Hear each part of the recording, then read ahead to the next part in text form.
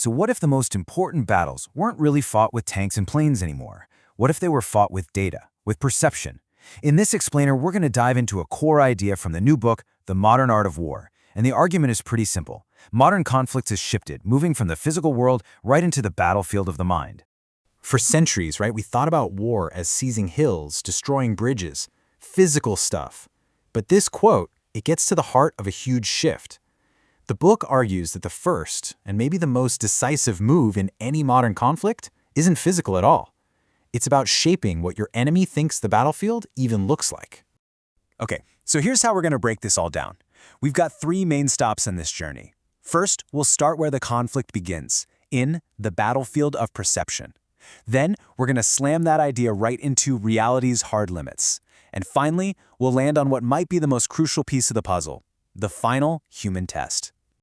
All right, so let's jump right into part one, the battlefield of perception. The whole idea here is that the fight kicks off way before anyone actually makes physical contact. So how does this actually work? Well, it's not about brute force. It's much more surgical. Think about it. You can blind an enemy's sensors. You could poison the very data sets their AI is learning from. Or you can just flood their analysts with so much digital junk, so much noise, that they can't possibly find the real signal. They're basically steering their decisions before they even get a chance to make them. And this all boils down to one simple but really profound truth. Action follows picture. What a military does is totally dependent on what it believes is happening. So if you can control the picture in their head, you control their actions. You make them think a road is safe and, well, they drive right into your ambush. And that leads to a pretty chilling question, doesn't it? Can an enemy actually weaponize our own confidence against us? Especially this new kind of confidence, the kind that's mass-produced by artificial intelligence. You know, we humans, we've got this built-in bias. We tend to trust things that look like they came from a machine.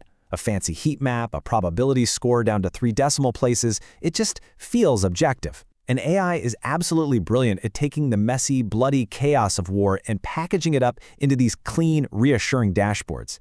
It gives us this illusion that the fog of war is finally gone. But here's the thing you absolutely have to remember. Formatting is not truth. Just because there's a precise number on a screen doesn't mean it's right. A slick interface doesn't mean the data underneath hasn't been completely messed with. The second a commander starts to trust the output without questioning the input, the machine stops supporting judgment. It starts shaping it. This totally changes what a target even is. We're shifting from blowing up physical things to disrupting conceptual ones. So instead of destroying a bridge, your new target is confusing an AI's ability to classify a tank. Instead of hitting a supply depot, you hijack the entire narrative. And here's the kicker. It is almost always cheaper to confuse than it is to destroy. Okay, so we've seen just how powerful shaping perception can be. But you know what? All the data and all the algorithms in the world eventually smack headfirst into the laws of physics. And that brings us to part two, reality's hard limits. This is where the physical world gets its vote. The book uses this fantastic metaphor for this problem, calling it the glass sphere.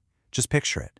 It describes a military that looks amazing on paper. It's super high-tech, it's networked, it's precise. But the moment you put it under the actual strain of combat, it's fragile. It's sharp, it's expensive, but it has zero endurance. It's basically designed to shatter on impact. And the contrast is just stark. The glass sphere force looks glamorous in peacetime, but its supply chain is brittle. The resilient force, it might look kind of inefficient because it's spending money stockpiling ammo and fuel and spare parts.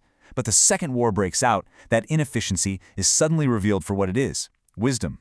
This reliance on tech, it creates this really dangerous psychological trap, what the book calls the illusion of total awareness. We get these dashboards that make us feel like we can see everything everywhere all at once. But that very feeling of total visibility, that can be a profound weakness. There's a line in the book that just nails this perfectly. Maps are not roads. Awareness is not resupply. Think about that. Just because you can see a fuel shortage on your screen doesn't mean you can get a fuel truck down a road that's being shelled. Visibility is not the same thing as control. Because at the end of the day, for all the talk about cyber and networks and AI, war is still a brutally, stubbornly physical event. The book puts it in these really stark terms.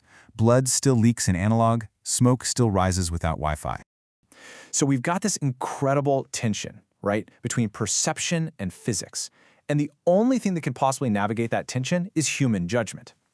That brings us to our final section, the final, human test. Because after all the data and all the logistics, it always comes down to people. So let's say an AI recommends a target and something goes terribly wrong. Who's responsible? I mean, it's a critical question, because when you start to pull the human out of the decision loop, you don't just speed things up, you make it a whole lot harder to figure out who's actually in charge.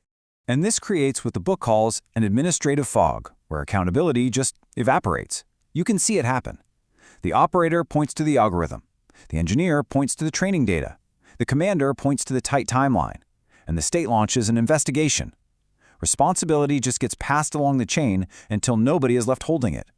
And that's when you realize that ethics isn't some soft, optional add-on. It's not an ornament. It's a core component of combat power.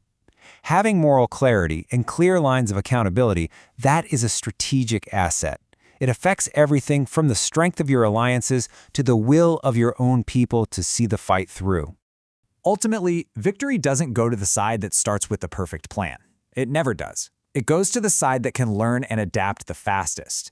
The book calls this having a healthy institutional metabolism. That's the ability to take bad news from the real world, digest it, and use it to get stronger, all without collapsing into chaos. So we're left with this final, really challenging thought.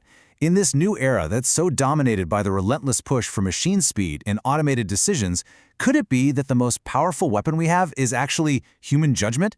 That the ultimate strategic advantage isn't speed, but restraint? It's something to think about.